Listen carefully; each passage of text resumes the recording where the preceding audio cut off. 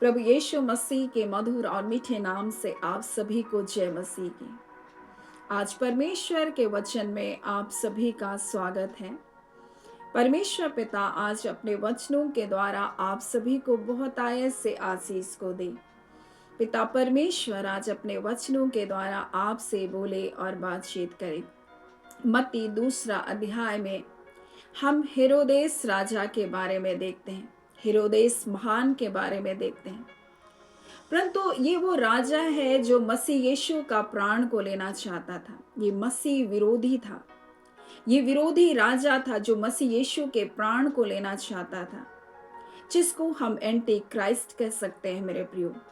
क्योंकि जब हम हेरोद राजा के जीवन को देखते हैं तो हम उन पहलुओं के बारे में आज परमेश्वर के वचन से देखेंगे जो आज मसीह का विरोध करता है, परमेश्वर के लोगों का विरोध करता है। वो किस रीति से कार्य करता है। जब हम हेरोद राजा के जीवन को देखेंगे तो हम इसे भली भांति समझ पाएंगे।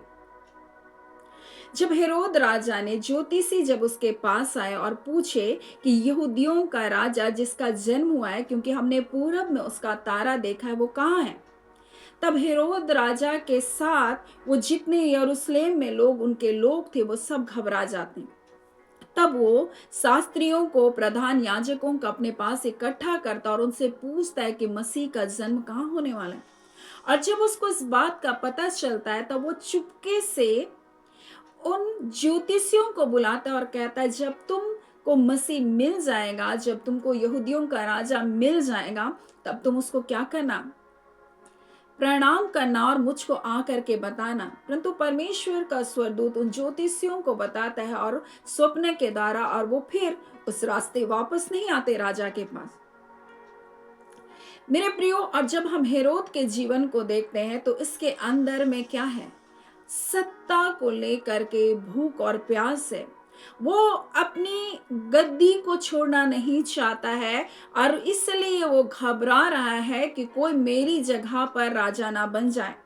और इसलिए यह इस प्रकार से लिखा है, यह सुनकर हेरोद राजा और उसके साथ सारा यरूशलेम घबरा जाता है।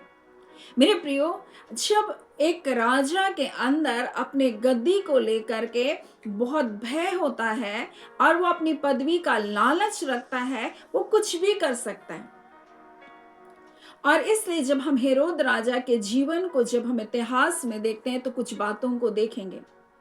हेरोद महान राजा कुछ अच्छी बातों को किया, परंतु उसके जीवन में जो बातें बुरी है उन बातों को भी हम देखेंगे। हम हेरोद राजा के जीवन में जो बातें अच्छी है उन बातों को भी देखेंगे, परंतु हम इन बातों को भी देखेंगे कि उसका अंत किस प्रकार से हुआ।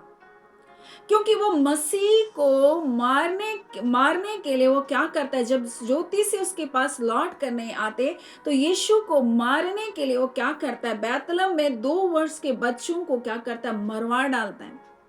और परमेश्वर का वचन कहता है किसी हत्यारे में अनंत जीवन नहीं हो सकता है।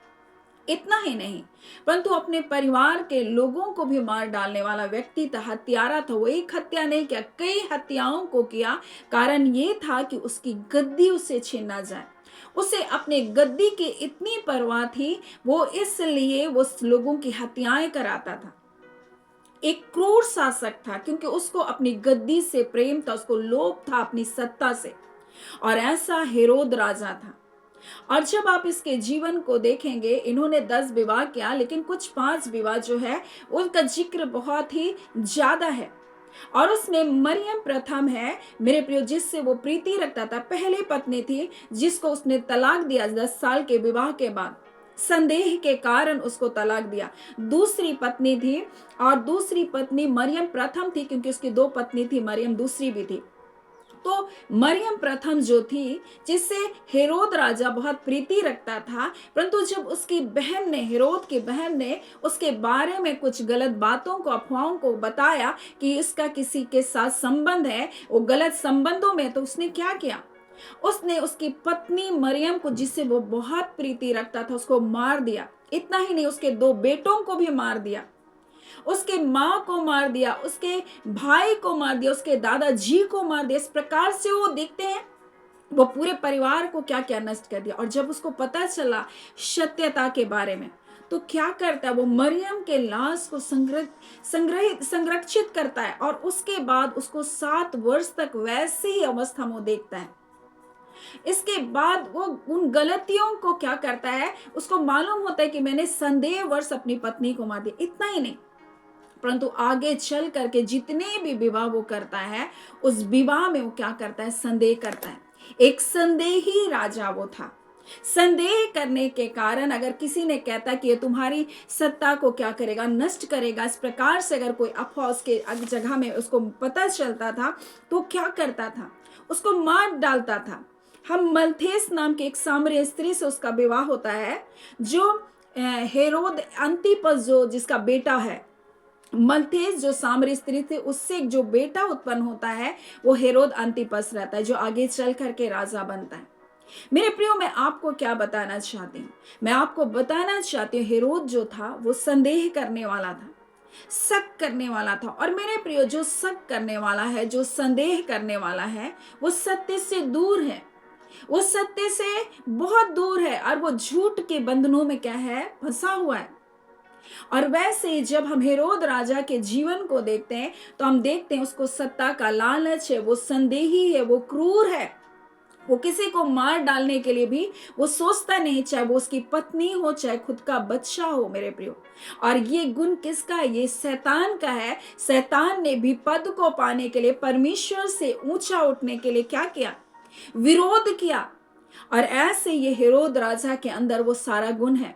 हालांकि वो क्या है, यरूशलेम मंदिर को बनाया, बहुत भव्य रीति से बनाया, बहुत सुंदर बनाया, वो बहुत से ऐसे ऐसे महलों को बनाया, वो बहुत सारे शहरों को क्या क्या सुसज्जित किया, बहुत बड़े बड़े काम किए उसने। ऐसा नहीं कि उसने कोई काम नहीं किया, मेरे प्रियो। और उसने जो एक अद्भुत खेल है, जो ओलंपिक खेल है, उसको क्या किया, उसको स्थापना किया, और उसकी वो फंडिंग करता था। और उसने अपनी बेटी का नाम भी ओलंपिया रखा इसी के अनुसार, और जो आज तक वर्तमान में भी ओलंपिक खेल खेला जाता है।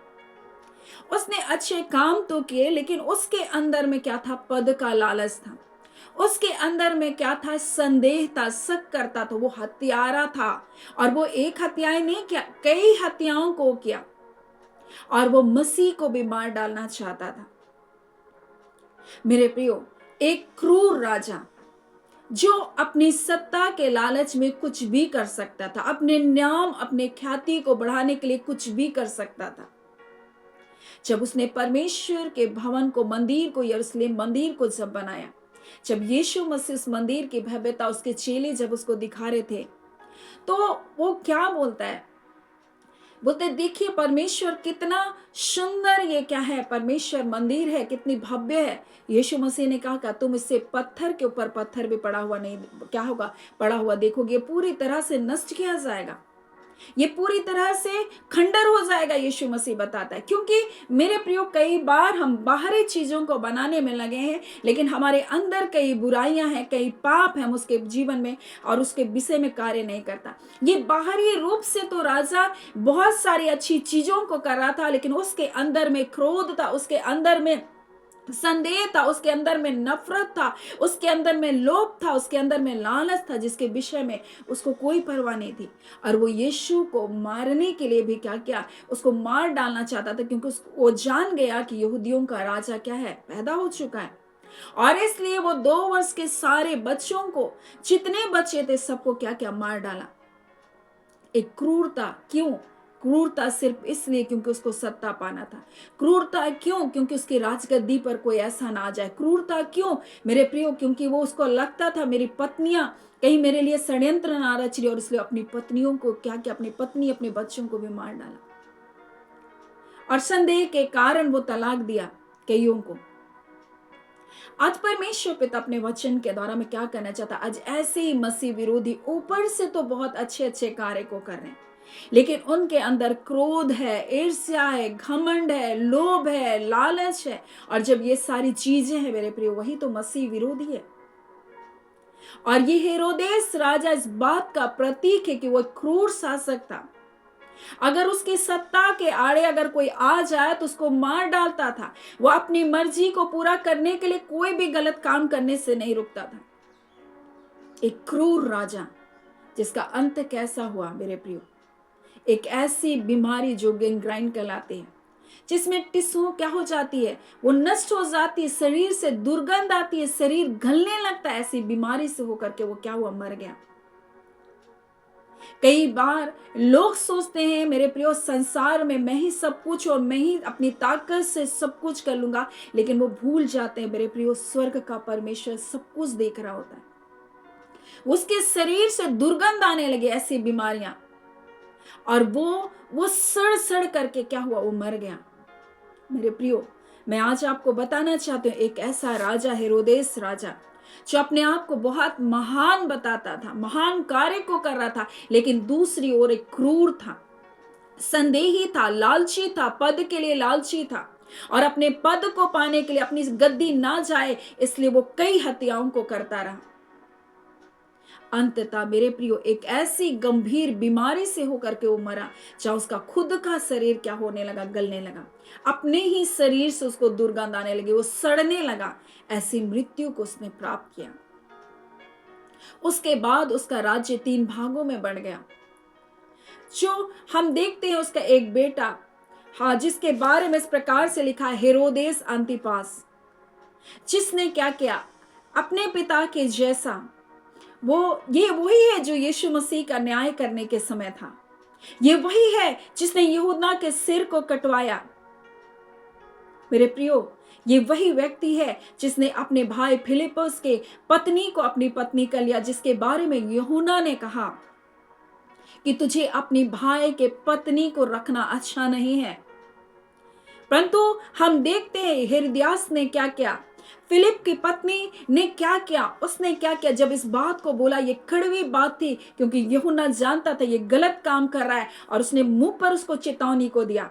तब हेरोदियास ने क्या किया, अपनी बेटी को सलोमी को वहां पर नचवाया, उसके जन्म के उत्सव में, हेरोदेस अंतिपास के जन्मदिन में। और जब राजा खुश हो गया पी करके, तो उसने कहा, बोल तू क्या चाहती है मैं तेरे लिए करूं। मेरे प्रियो, शराब गलत चीज है, एक ऐसा निर्णय को करती है जो परमेश्वर के लोगों के विरोध में काम करवाता है। और उसने कहा, मुझे यूहन्ना बपतिस्मा देने हारे का सिर चाहिए। हेरोदियास की बेटी ने इस प्रकार से मांग रखा अपनी मां के उकसाने से, और यूहन्ना का सिर को थाल में कटवा कर मंगाया। ये वही है जो यीशु मसीह को देखना चाहता था, क्योंकि ये गलील में राज्य करता था। और जब हम देखते हैं पिलातुस ने जाना कि उस प्रांत का है, तो उसने हेरोदेस के पास उसको भेजा, क्योंकि ये गलील के ऊपर में उस समय वो राज्य कर रहा था।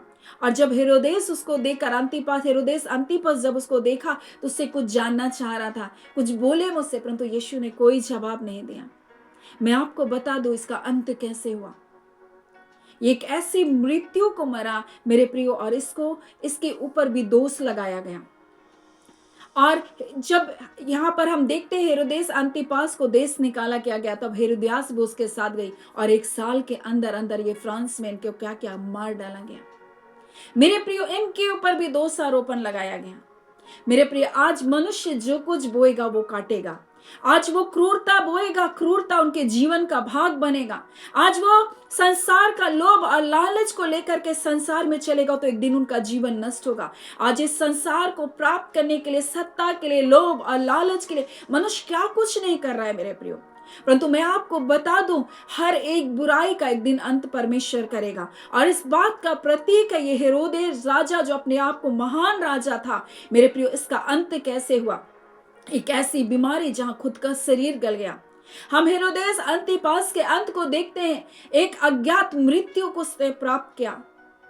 मेरे प्रिय, आज बड़े बड़े आप देखिए, जो लोग अपने आप को हुकूमत करते थे, बड़े बड़े अपने आप को राजा बनाकर बैठे, उनका अंत आप देखिए कैसे हुआ।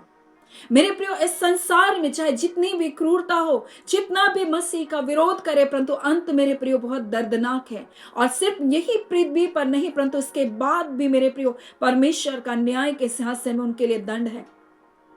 सो आज परमेश्वर पिता हमें हेरोदेस राजा के जीवन से बताना चाहता है, ये भवन को तो बनाया परमेश्वर का, लेकिन अपने मन के हृदय को साफ नहीं किया।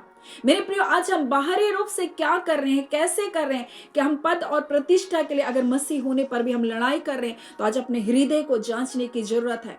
नहीं तो हम भवन तो बना लेंगे मेरे प्रियो, हम लोगों की वाहवाही तो लूट लेंगे, लेकिन एक दिन हमारा जीवन क्या हो जाएगा? नष्ट हो जाएगा। ये पद के लिए, ये प्रतिष्ठा के लिए, ये गद्दी के लिए, लोभ और लालच के लिए क्रूरता के कार्य को कर रहा था। और शायद उस समय कोई भी उस क्रूरता का जवाब देने के लिए ताकतवर नहीं था, लेकिन परमेश्वर अपने सिंहासन पर बैठा हुआ सब कुछ देख रहा था। परमेश्वर अपने बच्चे को बचाना जानता है, यीशु मसीह को बचाना जानता है। वैसे मेरे प्रिय, इस वर्तमान समय में भी परमेश्वर अपने चुने हुए लोगों को बचा लेगा, अपनी चुनी हुई प्रजा को बचा लेगा मेरे प्रियो। जो उसकी और दिन और रात दुहाई को देते, परमेश्वर उनको बचा लेगा। जो परमेश्वर का भय मानते, परमेश्वर उनको बचा लेगा। परंतु मेरे प्रियो, जो इस संसार में खो गए हैं मेरे प्रियो, जो सोए हुए हैं अब तक मेरे प्रियो, नहीं जान रहे कि आने वाला समय कैसा है, तो उनके लिए बड़ी चेतावनी के रूप में ये हेरोदेस राजा का जीवनी हमें बताता है। एक विरोधी राजा, मसीह का विरोधी राजा, जिसको मार डालना चाहता, उसका अंत दर्दनाक था, उसके बेटे का अंत दर्दनाक था। आज मैं आपको बताना चाहती हूँ मेरे प्रियो, परमेश्वर आज इस वचन के द्वारा हमें चेतावनी के रूप में बता रहा है इस राजा का जीवन। आज हो सकता है बहुत क्रूरता अपने चारों ओर देख रहे हैं, अब देख रहे हैं बहुत सारे लोग बेघर हो रहे हैं, बहुत सारे लोगों का जमीन जायदाद छीना जा रहा है, बहुत सारी चीजें आपके चारों ओर हो रही, जहां अन्याय ही अन्याय है मेरे प्रियो। परंतु परमेश्वर अपने लोगों को छुड़ाना जानता है। अगर आप परमेश्वर के ऊपर विश्वास करेंगे, परमेश्वर आपके लिए अद्भुत कार्य करेगा। इसलिए उसका वचन कहता है, लिखा है, जाति जाति में घोर अंधकार छाया होगा, परंतु परमेश्वर के लोगों के ऊपर उसका तेज उदय होगा। मेरे प्रियो, संसार में अंधकार होगा, लेकिन आपके ऊपर परमेश्वर का तेज बना रहेगा। सो आज परमेश्वर पिता इस वचन के द्वारा आप सभी के जीवन को बहुत आयत से आशीष को दें। आमीन। आइए हम प्रार्थना करें। धन्यवाद देते हैं जीवते सच्चे सामर्थी पिता परमेश्वर, प्रभु यीशु के नाम से अब आपके पास आते हैं। हम आपका धन्यवाद करते हैं इस सुंदर समय के लिए प्रभु, जो आपने हमें दिया। आज खुदान परमेश्वर इस वचन के द्वारा परमेश्वर हम अपने हृदय, अपने मन, अपने विचारों को जांचने के लिए प्रभु जी आपने हमारी सहायता को किया। निश्चय करके परमेश्वर प्रभु आपके लोगों का हृदय आपकी ओर बना रहे, हर बुराई से, अपने हर प्रकार के लोभ और लालच से, प्रकार की क्रूरता से, व्यर्थ बातों से अपने आप को बचाए रखे खुदान परमेश्वर। खुदावन अब्बा, हम एक एक प्रियजनों को आपके हाथों में सौंपते। अगर जो कोई भी अन्याय पूर्वक परिस्थितियों से होकर गुजर रहे पिता, आपका हाथ उनके जीवन में हो पिता, क्योंकि खुदान परमेश्वर आप अपने लोगों का न्याय करते हैं, क्योंकि युद्ध हमारा नहीं परंतु युद्ध आपका है पिता परमेश्वर। और जब आपके बच्चे अपने घुटनों पर अपने युद्ध को लड़ते हैं, आप अद्भुत कार्य करते हैं, राजाओं के मन को भी प्रभु पलटते हैं, योजना और युक्ति को परमेश्वर आप पलटते हैं। प्रभु हम आपका धन्यवाद देते हैं। खुदावन, हम एक एक प्रिय जनों को हम आपके सामर्थी हाथों में देते हैं। खुदान परमेश्वर, एक एक जन प्रभु जी आपकी उपस्थिति की सामर्थ से परिपूर्ण रहे। प्रभु आपका सामर्थ परमेश्वर उनके जीवन में कार्य करे, आपका अभिषेक आपके बच्चों के जीवन से बहने पाए। अब खुदान परमेश्वर हर बुराई से परमेश्वर अपने लोगों को बचाए रखें, हर परीक्षाओं से प्रभु, हर प्रलोभन से, शैतान की बुरी युक्तियों से अपने लोगों को बचाए रखें। खुदान परमेश्वर पिता, और इस घड़ी जितने लोग रोग दुख बीमारी में, तकलीफों में, पीड़ाओं में प्रभु जी, संकटों में, यीशु के नाम से वो आजाद होने पाए, यीशु के नाम से प्रभु छुटकारा को पाने पाए। हम आपके प्रिय लोगों को आपके हाथों में देते, अपने अद्भुत सुरक्षा में रखे, अपने आड़ और ढाल में रखे पिता। आपका कल्याण, आपकी कुशलता, आपकी भलाई, आपकी सुरक्षा आपके बच्चों के जीवन का भाग है। प्रभु हम आपका धन्यवाद देते हैं पिता। धन्यवाद के साथ प्रभु ये प्रार्थना हम यीशु के नाम से मांगते, दया सुन अनुग्रह से ग्रहण कर लीजिएगा। आमीन। परमेश्वर पिता आप सभी को बहुत आयत से आशीष को दे। आमीन।